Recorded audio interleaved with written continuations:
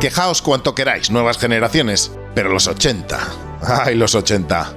Fueron una época muy chunga. Salías del cole, cogías tu BMX, sin casco, por supuesto. Llegabas a casa y te preparabas un sándwich de mermelada con mantequilla, esa llena de grasas saturadas. ¿No tu bocadillo? Como siempre, ni fu ni fa. Que bajabas con un Tang, bebida de los astronautas, y también llena de aditivos como el dióxido de titanio. De postre, cogías un cigarrillo de chocolate y esperabas que tus padres llegasen a casa.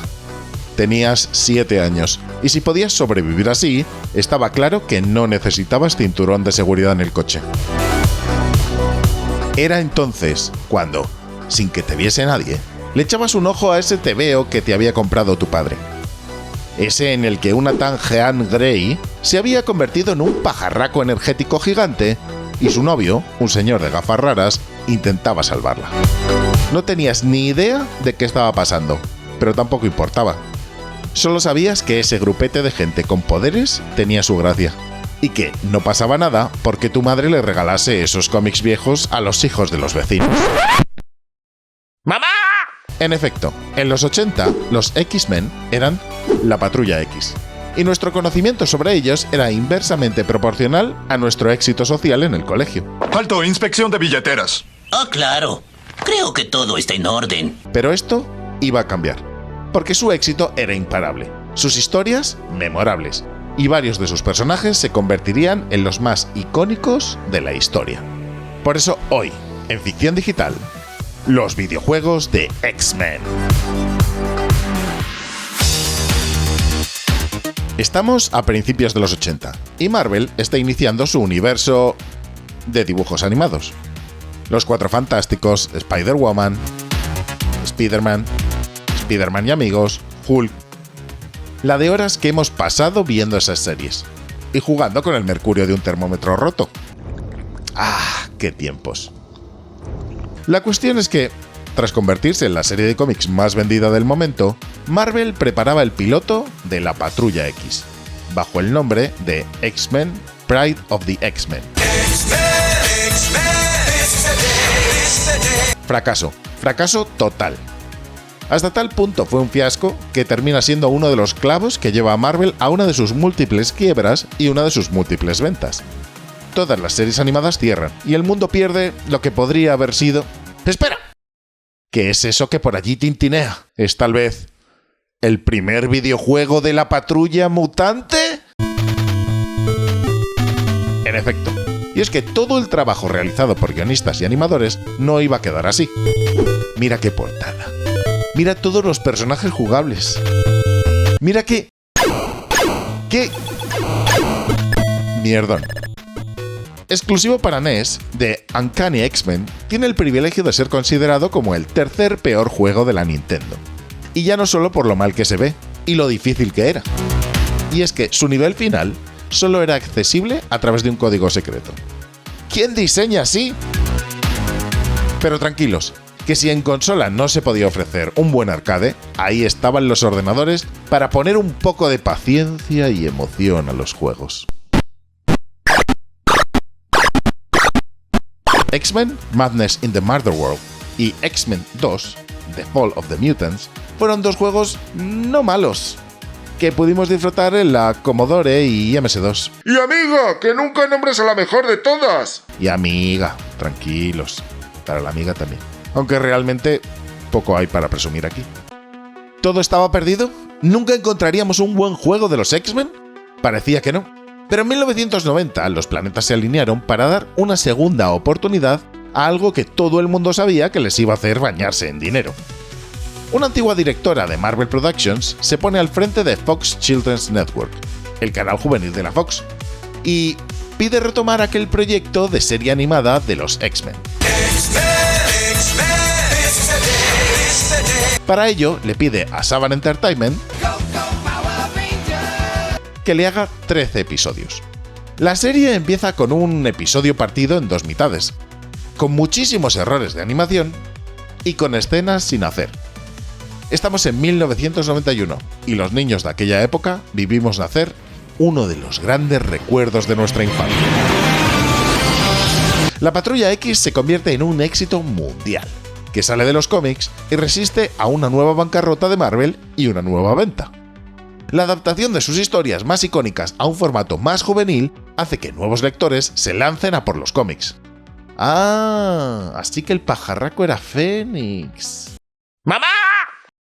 Y obviamente, el mundo de los videojuegos le da una nueva oportunidad a los mutantes. Tras el camino marcado por las Tortugas Ninja, en 1992 aparece en nuestros arcades más cercanos X-Men. Konami vuelve a mostrarnos que sabe dar leches como panes y nos plantó una recreativa de doble pantalla para 6 jugadores. Como personajes jugables a elegir tendremos a Cíclope, Coloso, Lobezno, Tormenta, Rondador Nocturno y Dazzler, cada uno con sus poderes. Y como enemigos nos encontraremos a los Centinelas, Rivers, Wendigo, Blob, Pyro, Mística, Emma Frost, Juggernaut y Magneto. ¿Y para qué más? Acciones raudales, diversión a porrillo y todo un gusto poder jugarlo con amigos. La historia, como si nos importase algo, consiste en rescatar al Profesor X de las garras del malvado Magneto y bla bla bla bla. Pero mira qué de cosas pasan. El arcade fue todo un éxito, siendo considerado como uno de los mejores de la historia, y en el top 10 de varias de las listas de beat'em ups de todos los tiempos, siendo uno de sus grandes aciertos no tener versión para consola doméstica hasta ya bien entrados los 2000. Pero claro, la economía de un jovencito de los 90 no era como para estar echando monedas en un arcade toda la tarde, así que exigimos que se nos ofreciese algo para jugar en casa y lo queríamos ya. Por desgracia, esas necesidades y urgencias siempre eran recogidas por LJN, una compañía de juguetes metida en el mundo de los videojuegos que se centró totalmente en la cantidad y muy poco en la calidad. En 1991 nos dio Wolverine, un juego imposible en el que tendremos que recoger hamburguesas para acabar con dientes de sable.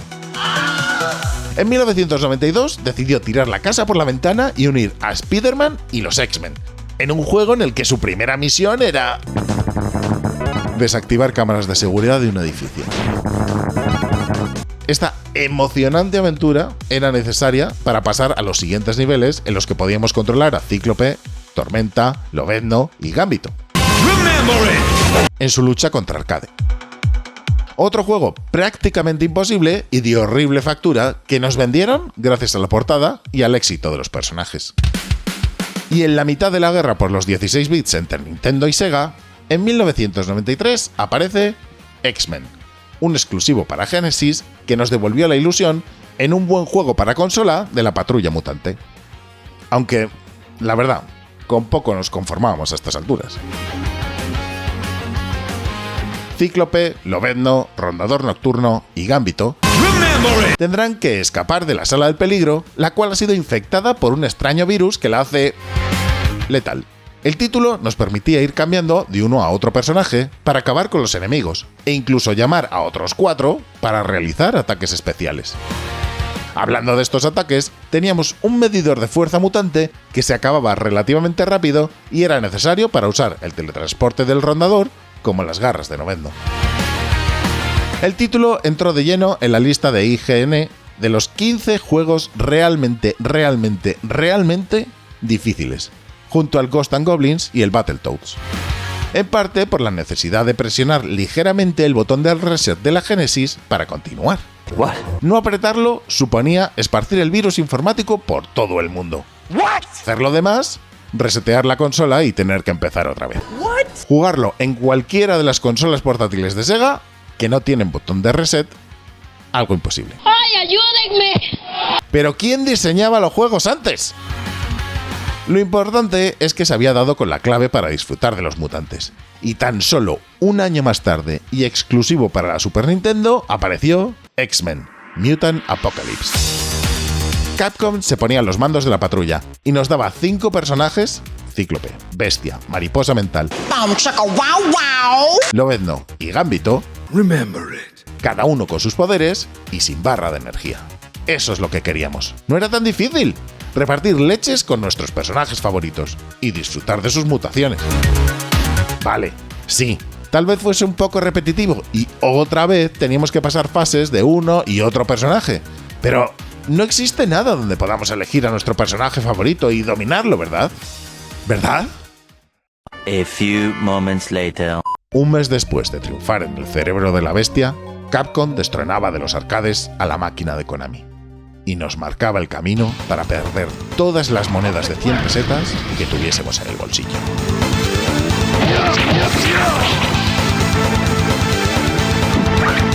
X-Men Children of the Atom fue el primer juego de lucha puro y duro basado en personajes de Marvel. 10 personajes jugables que se movían entre los 6 integrantes de la patrulla: Tormenta, Cíclope, el Hombre de Hielo, Coloso, Mariposa Mental y Lobezno, y 4 de sus enemigos: Omega Red, Centinela, Samurái de Plata y Espiral, en una batalla épica basada en la serie de cómics Fatal Attractions de Scott Lobdell. Si bien el sistema de lucha era muy parecido al de Super Street Fighter 2 Turbo y Darkstalkers, Children of the Atom incorporaba un sistema de combos nunca antes visto, siendo más largos y posibles de hacer en pleno salto. Los escenarios se rompían y el suelo te llevaba a otro lugar. ¿Y qué decir del Poder X? Cuando llenábamos la barra podíamos desatar un movimiento especial bestial. Todo un sueño hecho realidad que terminaba en una batalla contra Magneto y el enorme Juggernaut. Era el inicio de algo grande, muy grande. Ya no solo porque se dio el pistoletazo de salida a toda una colección de juegos de lucha donde los X-Men se terminarían enfrentando a los personajes de Street Fighter, y más tarde de Capcom, generando juegos memorables. Pero también porque los solitarios 2 megas de RAM de las consolas del momento permitieron que juegos de acción como este comenzasen a hacer incursiones en los PCs e iniciasen a evolucionar el concepto de juego tranquilo que sobrevolaba sobre los ordenadores personales. Los coloridos trajes de la serie de animación inundaron todos los videojuegos mutantes de los 90, pero en el horizonte ya se empezaba a hablar de la posibilidad de ver una película de nuestra patrulla favorita en la gran pantalla. Los 2000 traerían a nuestras vidas nuevas historias, más oscuras, y el 3D daría paso a toda una nueva serie de videojuegos. Pero en el recuerdo de todos esos niños que crecimos jugando con los radioactivos Blandiblue, siempre estarán todos esos epilépticos juegos en 2D a los que se hizo un homenaje en la serie X-Men 97, y que ahora pueden volver a disfrutarse en el recopilatorio Marvel Maximum Collection, y que os recomendamos desde Ficción Digital.